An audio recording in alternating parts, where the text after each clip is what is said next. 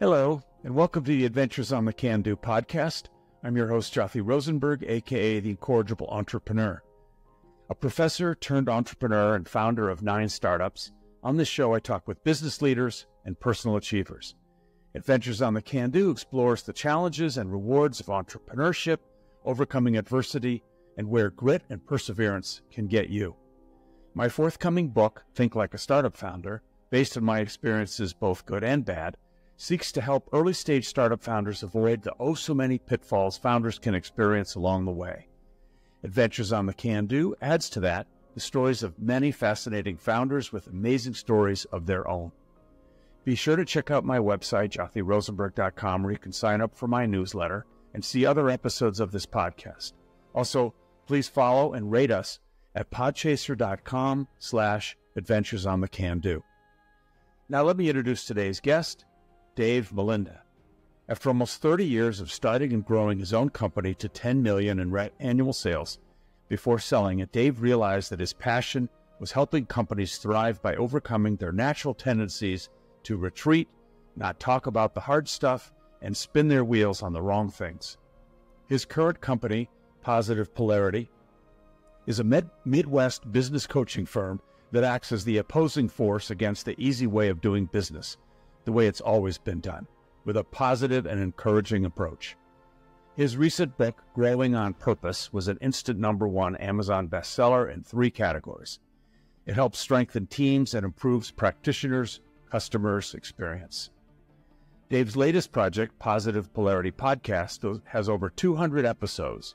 Recently, the Positive Polarity Podcast achieved the top 2.5% of all podcasts in the world, according to listennote.com.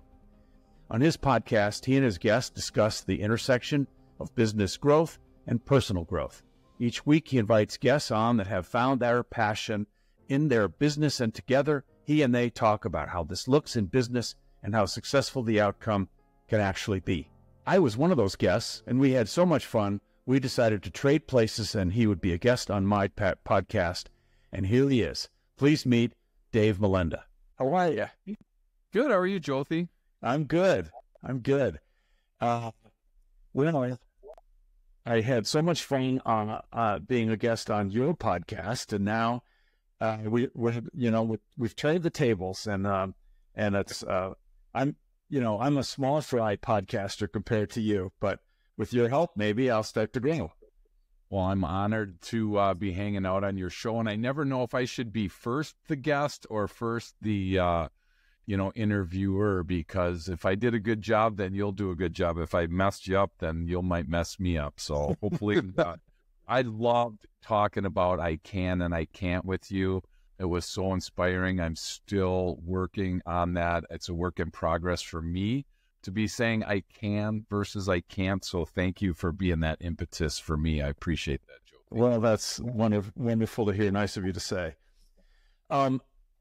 Well, let's start with the basics, which is I like to ask people where they're originally from and where they live now. Absolutely. So born and raised in the Midwest, still live in the Midwest in Milwaukee area, Wisconsin, and have recently ventured out and have a house in San Diego. So we get to spend some time on the West Coast and some time in the Midwest. So depending on the weather and depending on where the Padres or the Brewers are is kind of dictates our schedule. So, okay. Yeah, so mostly from the Midwest, though. I have that Midwest work ethic that most people can appreciate. So thank you. I certainly appreciate it. I'm from the Midwest, too. Exactly. And in Detroit, and we do appreciate Midwesterners. They're nice. They drive well, and they work hard. Well, it's because in California, Jothy, as soon as you and talk to business people out on the West Coast, and as soon as they know that you're from the Midwest, they immediately want to hire you. They immediately want to work with you, for you, because they know that we have been instilled with the right work ethic. So I can totally get it, and thanks for all the years of the Detroit Lions not doing well. We appreciate that over here on this side of the pond. So thank you. Yeah. Well, the Lions have been, I mean, they've been that way for my entire life. Well, hopefully it'll change, getting deeper. So hopefully you guys do better. But don't forget, I'm in Boston, and I've been here for the entire time that Tom Brady had his run. So awesome. Yeah. Okay. So you've had a long and storied entrepreneurial journey. And I think our listeners would love to hear you talk about that journey and owning your own company. And, sure. Let's go with that. Yeah. So, I mean, I started my first business in 1991, and it was just me, and there was nobody else there. And when I sold it, I had 22 people on my team, and we were doing sales in excess of $10 million. And I sold it. And the day that I sold it, it was fun. It was a Tuesday. It was Tuesday afternoon. And the guy that I sold it to said, "So what are you going to do now?" And I'm like, wow, you know what? I don't know. So he wanted to hire me as a consultant, and I'm like, yeah, no, I think I'm going to pass on that. So one thing not to do in your world is don't pass by a good opportunity of making money when you don't have any money coming in your business. So, for anyone listening, if somebody, swallow your pride, swallow your ego, and just at least for a little while until you get your feet wet, that might be a good idea for you. So from 2012 until now, I've been in the coaching world, and I just love coaching people, love helping and coming alongside people, and being able to watch them grow. It's just been so rewarding for me. What did that first company do? The one that you sold? Yeah, we sold construction products. And so I was in the construction world and started there and just kind of built my way up, and we created some new things that people hadn't done before. And since I always was in business in 91, I always had an eye for the customer. I always wanted to build my company, and every decision that we made was based on the customer.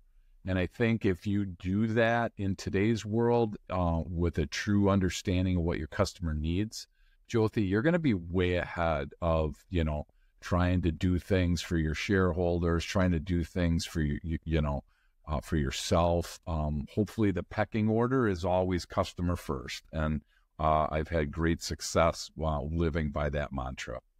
Were your customers like contractors? Is that who you sold to? Those were your customers? Yep. They were, yep. And the 22 people, did they stay with the company when you sold it? Yeah, yes, they did. About 4 of them left because they were there because of me, which again, can be good or bad. They moved on to other things, but the vast majority of them stayed in the construction world. They stayed in their industry, and, they were able to continue success. I always thought about it this way, Jothy. I thought if I could train myself out of a job, this would be the ideal. A lot of entrepreneurs want to be like the hub where every spoke is, coming and nothing gets past them.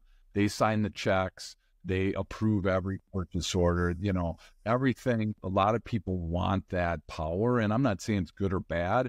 I just know that for myself, there would have been no way to have a life. There would have been no way to delegate. There would have been no way to empower my team if I was there making sure that every plate was spinning and making every decision. So I tried to do that early on to empower other people. And I just think that, again, for an entrepreneur listening, if you're trying to grow your business and have the attitude of trying to train yourself out of a business, your business can run successful without you. And that's what happened with me. I was able to sell, and it continued on. Very nice. Nice to have that continuity with the employees. It's good for the new buyer, and it's good for them. Absolutely. So, yep, absolutely. I mean, we spend so much of our day at work that why be in a place you don't want to be? I unfortunately run into a lot of people that are not happy with their jobs. They're not happy with their company. They're not happy with their career. And I try to, gracefully ask them, why are you still there? Or what are your thoughts? Or what are your plans? And I don't know about you, but like my family, in the Midwest, my grandpa worked at the same meatpacking company his whole life. That's just what you did back then, right? There wasn't that. It wasn't about me. I just show up every day and do the same thing. And that's not good or bad.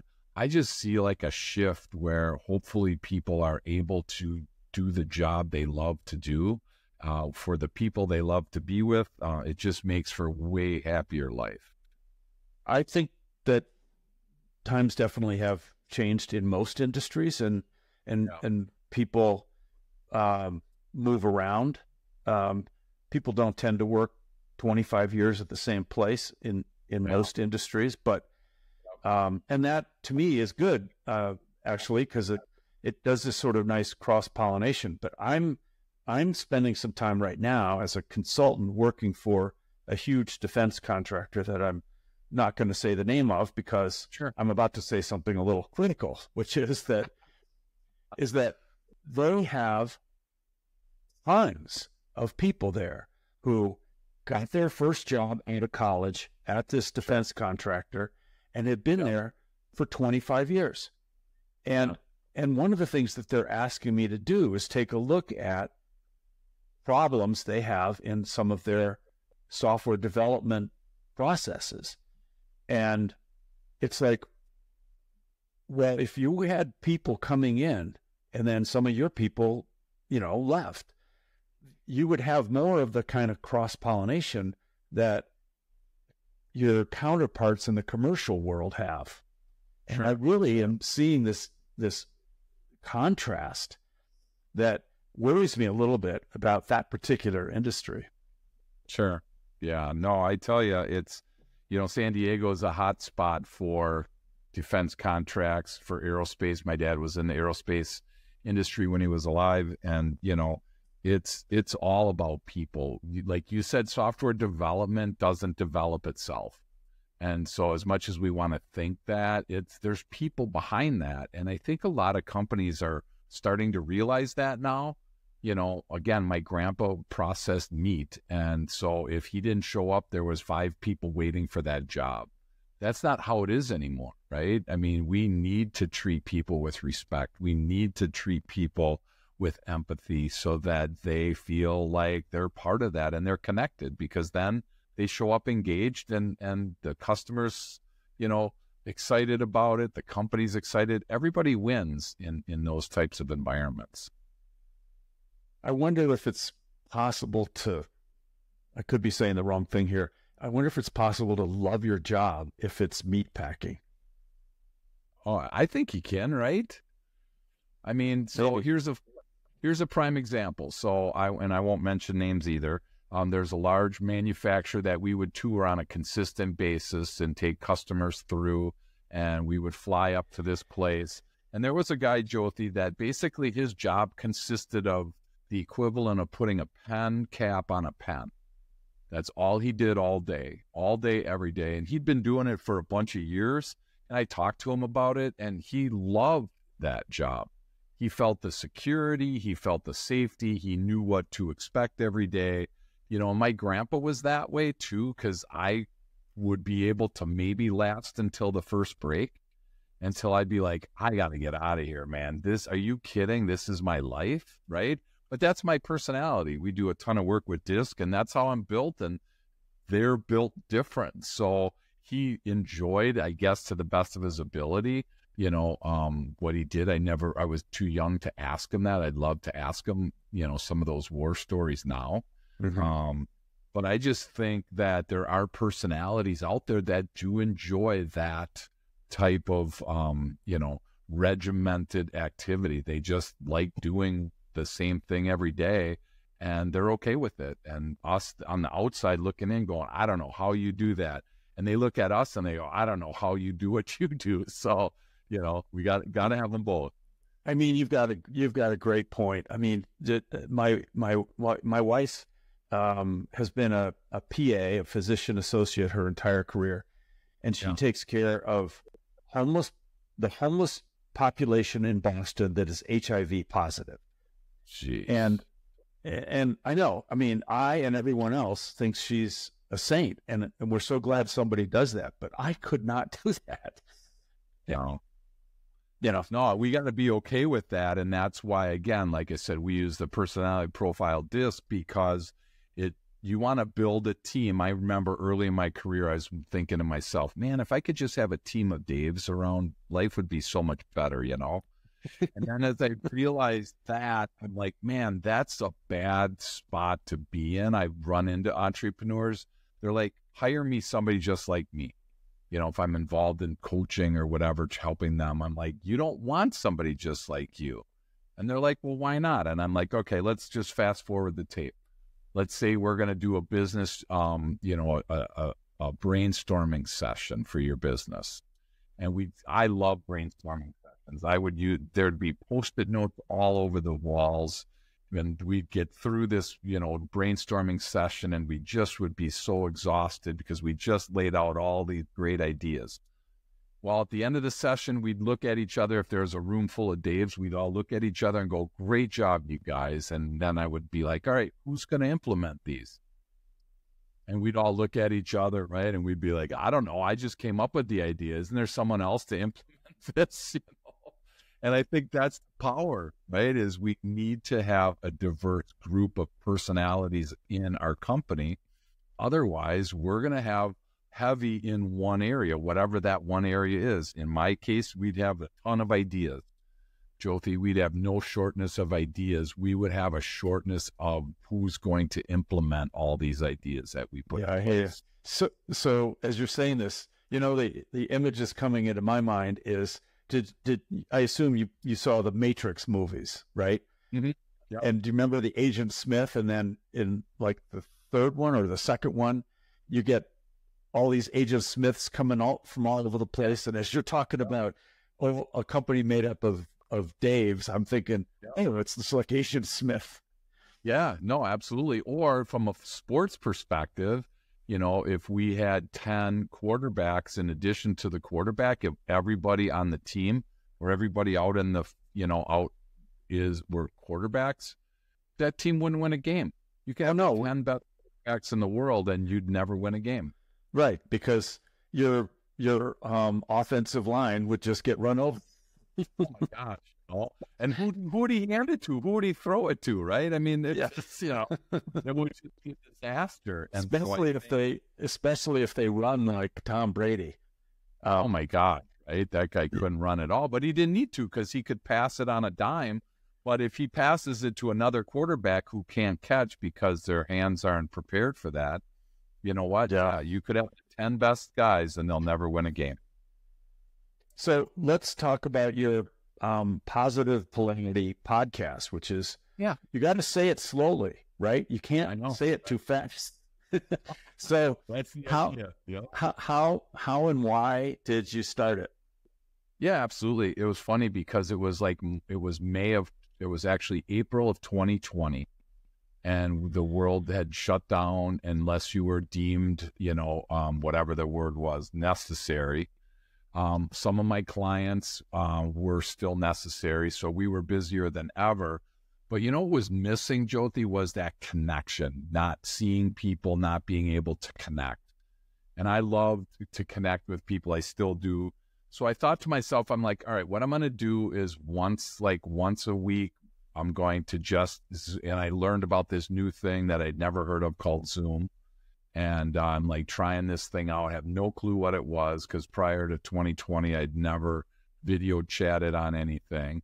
And so I was thinking, hey, I want to meet one person a week and I just want to spend 30 minutes with them and talk with them. Maybe I know them, maybe I don't, but I want to keep that connection.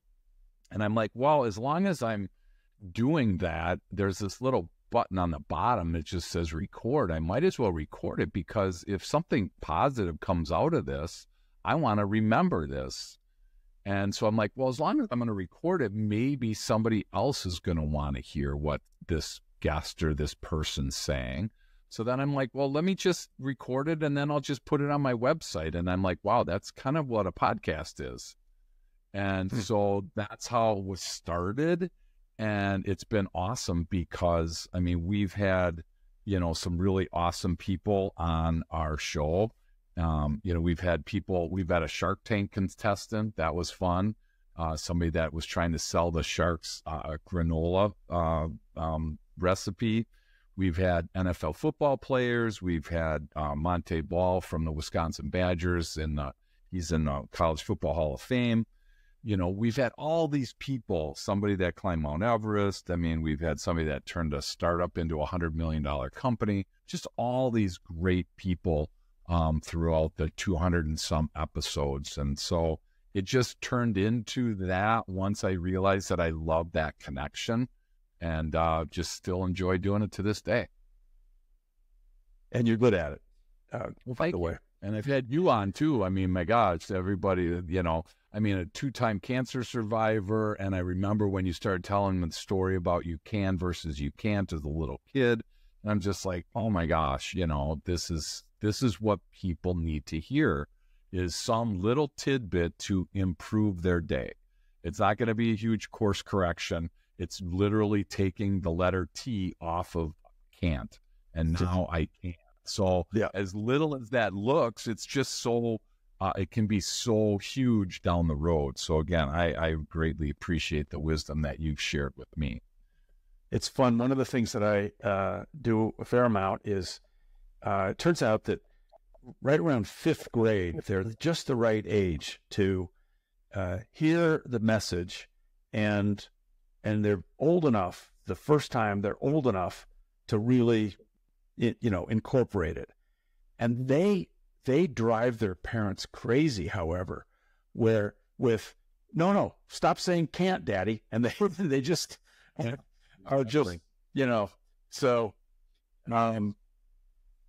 so you've done over 200 episodes, and I know you can't remember all of them, but is there one or two that are like really, memorable good or memorable bad in that bunch? Yeah, that's great. So a couple funny ones, not funny, one funny and one really helpful one. So our 200th episode, we had Monte Ball, who ended up playing for the Badgers, Wisconsin Badgers. He set a bunch of records, and then he ended up playing for the Denver Broncos for a few years, and he ended up, I believe, on the Patriots practice squad.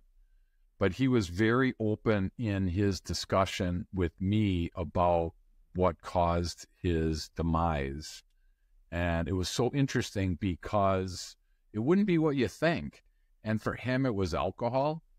And he would talk about how he would show up intoxicated 3 or 4 days a week to football practice. And I'm just thinking to myself, I'm like, man, number one, you're putting yourself at risk to begin with, but then to elevate that risk that you're going to get pummeled by some guy like twice as big as you, and you're intoxicated. It was just like, talking through that with him was just so powerful. I'm blessed that I don't have an alcohol issue. My issues are other issues. We all have them. He was open with it, and he then made a connection of alcoholism and mental health, and it was just a great episode, with that. So that was fun. The funny one was being with a NFL football player. We're on the call, and we're not live, but it's like this where we're taping, and his phone rings while he's on this, and he's like, oh my gosh, I'm sorry. He looks at it and he's like, I got to take this. So I'm thinking like something like family emergency, right? Whatever. And he forgets to mute his mic, and he starts talking, and somebody owed him money. And so I quick hit the stop record button, but he's going into it with this guy. Somebody owed him money. I didn't know what was going on. I tried really hard to just kind of back off, but it was the only time that I've ever had like to stop the episode because somebody's trying to collect the bill. It was so funny to just listen. He's like, oh my gosh, I'm so sorry. where were we? And but it's been fun. We're in the top 2.5% of all podcasts in the world right now, according to listennotes.com. And it's because we had these awesome guests that have this idea about how to improve their business, how to improve personally. And for people that want to get better, that's, I think, one of the best things of podcasts. I mean, listening to your show, you're able to find ways to get better. And just our time together on my show, I was able to really be cognizant of how often I was using the word I can't. And even now, even saying I won't is like, dude, that's not any better. So I'm trying to find little ways out of it. And I'm like, dude, just say you can. You can. Definitely do not use the word I won't when you're talking to your wife. Yes. Oh my gosh. Right. It's yes, dear. Those are the famous, best, easiest words for me to say. Yes, dear. But yeah, from a business perspective, Jothy, it's crazy to try to have to do this alone. There's so much out there, and podcasts are just such a great way to get help along the way. Well, the theme that I really have for this show is that, I wrote a book, and it's about to come out. It's going to come out at the end of June. And Awesome. And it's called Think Like a Startup Founder. And it's got a collection of useful stories. And I think of it as sort of, it's like here's this space that's this big, and it's my stories. But each guest that comes on, you and everyone else, has a different set of stories. And so over time, we're going to have this wonderful collection of great things for people to look at or listen to, right? That have, suggestions, advice, things that went well, things that didn't go well, for them in their thinking about, do I want to do a startup, or am I already doing one, and could I do better? Well, so I think we all agree that people that do startups, people that start things, like, you with your business, you sold it. That's awesome. You started a podcast really early in the days of podcasts. Yeah. And those kinds of things take grit. You probably, I do, I know, sometimes take it for granted, but grit isn't something you should take for granted. And can you describe where you think your grit comes from, other than the fact that you're a Midwesterner and every Midwesterner has some grit? Well, I think that's a great question, and I probably have a really different answer than probably your average person listening right now. I think a lot of it really comes down to your personality. I really think that you're built with it, because I know for myself that, in my assessment, it just says that you will do what it takes to get it done. There's something in me that will just do it. If this road doesn't work, I take another one. I mean, the research shows that 1 out of 2 businesses fail in the first 5 years, new businesses, 1 out of 2. And then it graduates to 2 out of 3 in 10 years. So I've been doing this 12 years. I'm in my second business. The first one lasted from 91 to 12. So, and then my second one is 2012 to 2024. So I'm 12 years in. So I'm in the minority that I'm able to, still be in business, because 2 out of the 3 businesses fail within the first 10 years. Now, why is a whole separate discussion. I think about it where there's some people that just don't have that grit that you're talking about. They're not built with it. They've exhausted their ideas. Maybe they had a horrible idea to begin with, but most companies that last 7, 8, 9 years, are generally, you're thinking they've arrived, right? They're going to make it. But there's just something in me that it's like, if that doesn't work, let's try something different. I love thinking outside the box. I love, like I said, that's why I started, I wrote my book, my Amazon #1 best-selling book. I did the podcast, I coach, I speak around the country. Those are things that for me, I love to do. And so it's easy to have grit when you love what you do. And it's built in me. I just couldn't imagine doing anything else, you know. A couple times a year, I drive by Walmart and I see the cart boy, and I'm envious of him. You know, like, man, it would be fun to just be a cart boy and not have to have all this other stuff going on. But it's only a couple times a year. So, but I just think that grit comes from my personality. I believe I was built with it. I was created with it, and it just is there. And I don't even imagine myself doing anything else. So that's kind of where I come from on it. Well, so maybe I have a related question. So, so other than the fact that you are doing something you love, your work, what else do you do for fun that's not that? Well, I tell you, I love being active. I can't sit so it's interesting, when my parents were alive, and I'm younger than them, but when they were my age, you could see they were starting to wind down their career. And I feel like when somebody winds down their career, and if they're not going to wind up something else, they're going to really start to spend less time being active. And so for me, I have 4 grandboys that keep me active. I love that. I still play racquetball 3-4 times a week. I love doing that. My kids get me into pickleball now, so I'm enjoying that. Just love hanging out in the yard, doing yard work. I don't want to pay people for stuff that I can do, even though I could if I wanted. I just feel like if I start paying people to do stuff for me, Jothy, it's going to go downhill quick. So I'm like, I got this. You know, a kid comes by, you want me to cut your grass, sir? I'm like, no, I got this, you know. So I just love to do physical activity as much as we possibly can. So you have 4 grandboys. I do, yes.